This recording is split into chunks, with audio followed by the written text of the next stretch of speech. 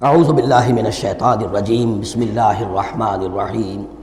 قرآن حکیم میں جو صورتوں کے عمود ہوتے ہیں، ظاہر بات ہے کہ اس پر تدبر کرنا پڑتا ہے کہ اصل اس سورہ مبارکہ کا مرکزی مضمون کیا ہے۔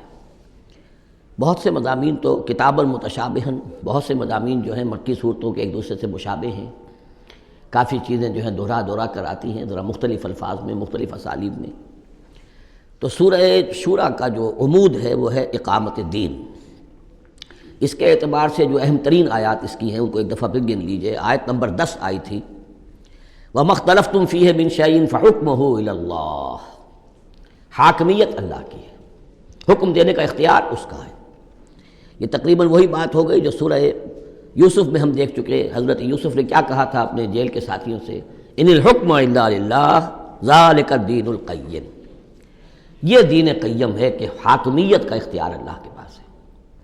اس کے بعد 13ویں آیت سے لے کر ویسے تو 21ویں آیت تک یہ 9 آیات کا ایک مضمون ہے جو اہم ترین ہے، لیکن میں پہلی 3 آیتیں جو ہیں وہ بہت ہی جامع، بہت اہم ہیں، جس میں سے آیت نمبر 13 میں آیا ان نقیم الدین ولا تتفرقوا فیہ، دین قائم کرو اور دین کے معاملے میں تفرقے میں مبتلا نہ ہو، اور جزیات میں اختلاف ہو جائے کوئی بات نہیں ہے، لیکن دین جو اصل وحدت ہے اور اس کی اقامت کی جد و جہد، اس میں تفرقہ نہیں۔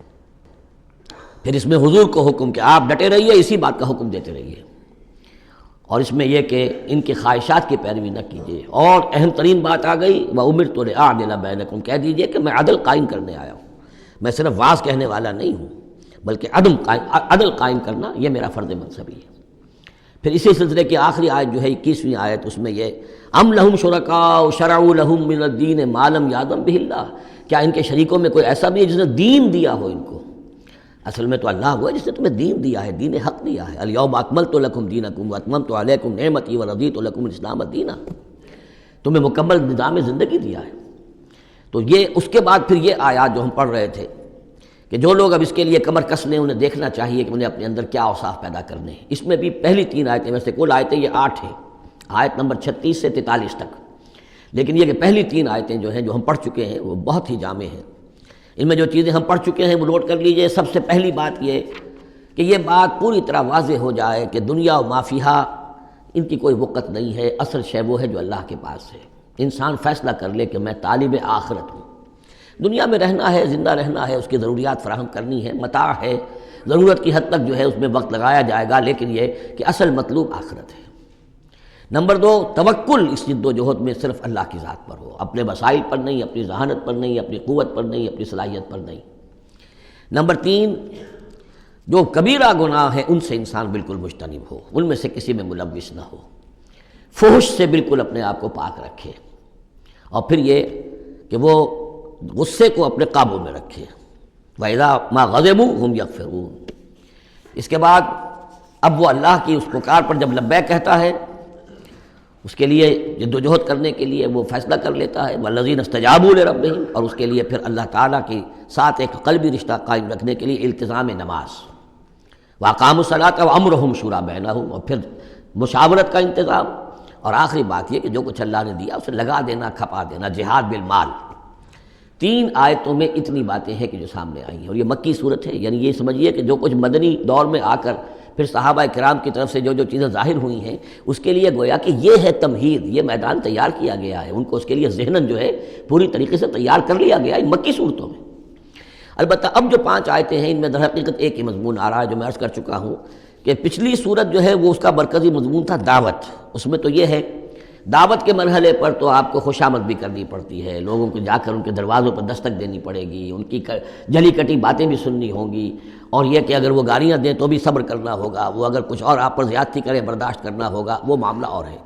لیکن اقامت دین کی جد و جہد میں ایک وقت وہ آتا ہے کہ پھر جب ایکٹیو ریزسٹنس ہوتی ہے، وہ پہلا دور ختم ہوا، اب جب آ گیا وہ دور ایکٹیو ریزسٹنس، چیلنج، میدان میں آ کر اور باطل کو للکارنا۔ اب وہاں یہ ہے کہ اب یہ قانون بدل گیا، والذین اذا اصابہم البغی ھم ینتصرون، وہ لوگ کہ جن پر اگر کوئی زیادتی ہو وہ بدلہ لیتے ہیں۔ وجزاء سیئۃ سیئۃ مثلھا، اب دیکھیے کس قدر اس میں بظاہر کنٹراسٹ ہے، لا تستوی الحسنۃ ولا السیئۃ ادفع بالتی ہی احسن، وہاں تو یہ تلقین تھی اور یہاں پر تلقین مختلف ہے، اور یہی 2 ادوار ہیں حضور کی سیرت کے۔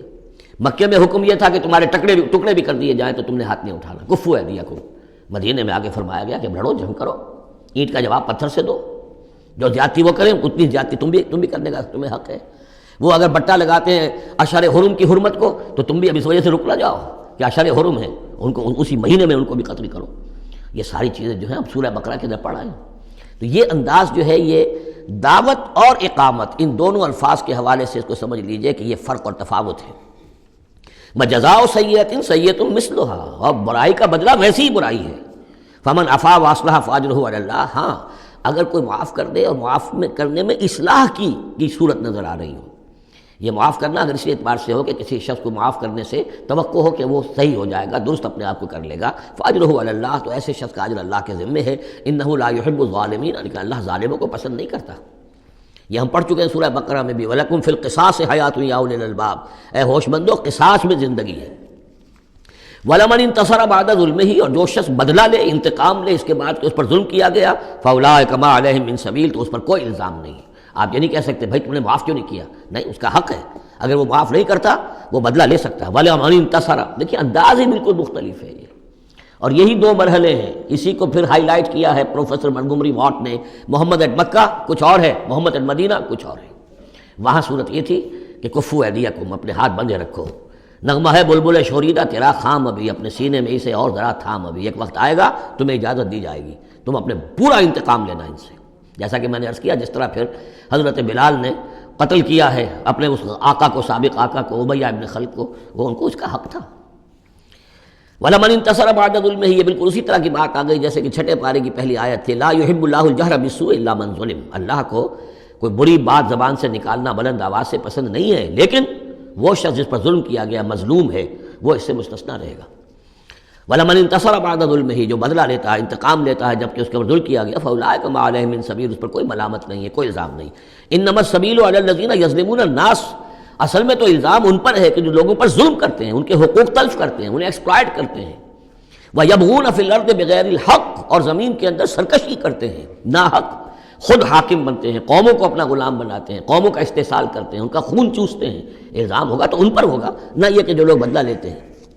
اولئک لہم عذاب علیم، اب دیکھیے عدل اور انصاف کی کیا اہمیت ہے، اور یہ میں نوٹ کراتا آ رہا ہوں آپ کو۔ سورہ آل عمران میں فرمایا اللہ کی شان میں قائما بالقسط، وہ قسط کا قائم کرنے والا ہے۔ سورہ نساء میں فرمایا مسلمانوں سے یا ایھا الذین آمنوا کونوا قوامین بالقسط شہداء للہ۔ سورہ مائدہ میں پھر فرمایا یا ایھا الذین آمنوا کونوا قوامین للہ شہداء بالقسط۔ اور اس کے بعد اب آپ دیکھ رہے ہیں اس سورہ مبارکہ میں حضور سے کہا گیا کہ کہہ دیجئے مجھے بھیجا گیا ہے عدل قائم کرنے کے لیے، وَأُمِرْتُ لِأَعْدِلَ بَيْنَكُمْ، اور یہ ہے اصل جو کہ لوگوں کے حقوق کو غصب کرتے ہیں، ان پر ظلم ڈھاتے ہیں، اور یہ کہ زمین میں سرکشی کرتے ہیں ناحق، ان پر ہے الزام۔ وَلَمَنْ صَبَرَ أُولَٰئِكَ لَهُمْ عَذَابٌ عَلِيمٌ، یہ وہ لوگ ہیں جن کے لیے عذاب علیم ہے۔ وَلَمَنْ صَبَرَ وَغَفَرَ إِنَّ ذَلِكَ لَمِنْ عَزْمِ الْأُمُورِ، ہاں یہ ایسی کیفیت ہو سکتی ہے کہ کوئی شخص صبر کرے اور معاف کر دے تو یہ بہت بڑے اونچے اور بڑی ہمت کے کاموں میں سے ہے، لیکن یہ دیکھ کر سچویشن کے مطابق ہوگا۔ صدق اللہ العظیم۔